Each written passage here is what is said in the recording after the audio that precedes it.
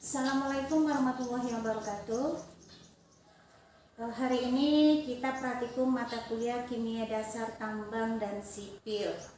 Untuk ketentuan praktikum, Anda bisa baca di modul ya. Kemudian di sini juga sudah ada tentang pembuatan laporan praktikum. Jadi nanti tinggal diambil di modul semua. Oke, kita lanjutkan untuk percobaan pertama. Percobaan pertama adalah pengenalan alat dan budaya K3. Yang pertama adalah pipet volume.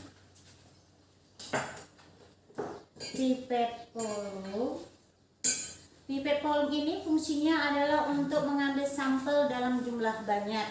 Jadi kita tinggal mengambil sampel, kemudian kita pindahkan, kita pencet ininya, pemencetnya, kemudian kita pindahkan ke wadahnya seperti itu dalam jumlah banyak. Kemudian yang kedua adalah pipet ukur. Pipet ukur adalah di sini ada ukurannya, bisa dibaca. Kita mengambil sampel dalam jumlah sedikit atau untuk fungsinya sama untuk memindahkan sampel. Kemudian yang ketiga, labu ukur atau bahasa kita ada juga disebut dengan labu jin. Fungsi labu ini di sini banyak ya. Di sini ada 3. Labu ukuran 25 mili, ukuran 100 mili, kemudian ukuran 250 mili. Nanti semuanya labu jin ini fungsinya adalah untuk membuat larutan. Nanti kita misalkan kita membuat larutan dalam gelas ini, gelas kimia, kemudian kita masukkan ke sini, kemudian kita simpan dalam wadah tertutup di tempat yang aman. Kemudian lagi gelas ukur di sini banyak ukurannya ya. Di sini ada 25 mili dan ada 100 mili, ada 500 mili dan 1 liter atau 1000 mili. Nah, gelas ukur ini adalah untuk mengambil sampel, mengukur sampel. Kita masukkan sampelnya ke dalam sini. Kemudian setelah kita masukkan, ini dia punya mulut, kita pindahkan berapa sampel yang kita butuhkan. Kemudian yang kelima adalah gelas beker atau gelas kimia. Di sini ukurannya banyak ya, sampai setengah liter. Fungsinya adalah untuk membuat larutan. Tergantung nanti larutannya maunya berapa banyak. Yang keenam, buret. Buret ini fungsinya adalah untuk titrasi. Kini kita punya statik.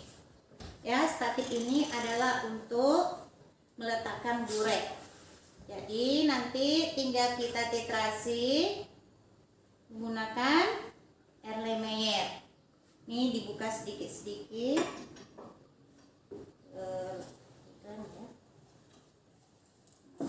Kita buka sedikit-sedikit, kita tuangkan sambil digoyang-goyangkan. Itu. Kemudian buret ya. Erlenmeyer tadi sudah, dia adalah untuk membuat larutan atau untuk titrasi. Banyak fungsinya ya, atau sebagai wadah sampel juga bisa. Kemudian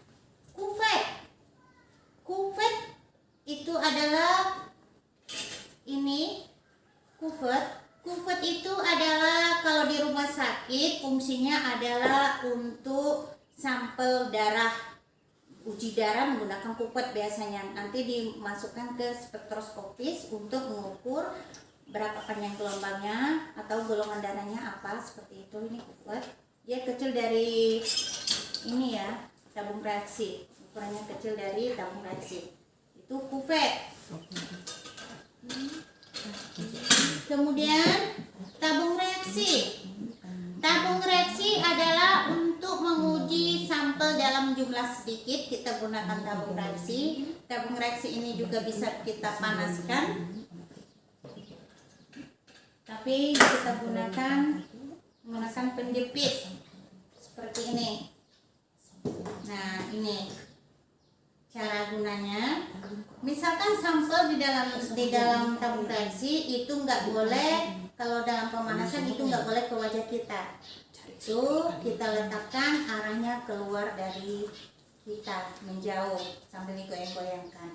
Itu cara kerjanya. Kita lanjutkan poin 10, itu corong. Corong fungsinya adalah untuk memindahkan sampel. Kemudian bisa juga nanti gunanya untuk menyaring, nanti kita gunakan kertas saring di sini, memindahkan sampel. Ini sama dengan corong di rumah kita, itu memindahkan sampel. Gelas arloji. Gelas arloji ini ya. Gelas arloji ini kita gunakan untuk menimbang bahan. Menimbang bahan di sini timbangannya bisa kita masukkan seperti itu, atau digunakan juga untuk mengeringkan bahan di dalam sininya. Itu kaca arloji. Kemudian pipet tetes. Ini pipet tetes ya. Biasanya pipet tetes ini digunakan misalkan kita memindahkan sampel dalam jumlah sedikit seperti itu. Ini ya, pipet tetes. Kemudian pengaduk gelas. Pengaduk gelas ini digunakan untuk mengaduk sampel. Misalkan kita melarutkan sampel dalam padatan, kita gunakan ini ya, pengaduk gelas yang terbuat dari kaca. Kemudian spatula. Spatula ini biasanya untuk mengambil sampel. Kita ambil sampelnya, kita pindahkan menggunakan spatula. Tuh. Kemudian untuk selanjutnya adalah pengenalan budaya K3. Bisa anak-anak baca sendiri pengenalan budaya K3.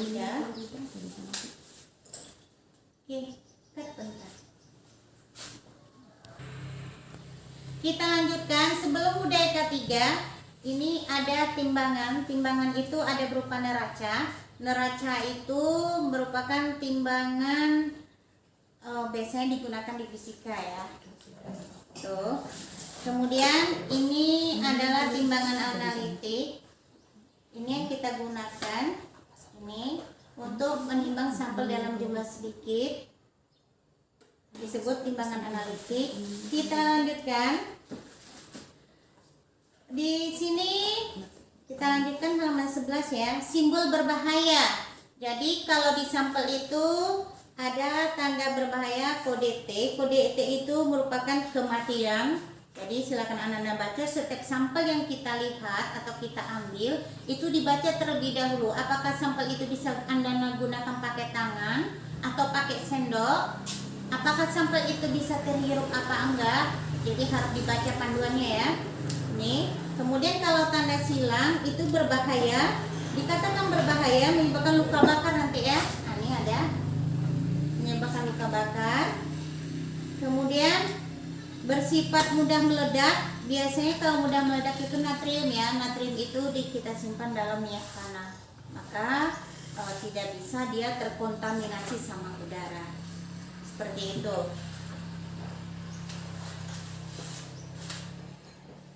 Jadi silakan anak-anak baca peraturan-peraturan dalam menggunakan sampel, karena tidak semua sampel bisa kita terkena tangan, bisa infeksi, iritasi, atau kebakaran pada kulit kita.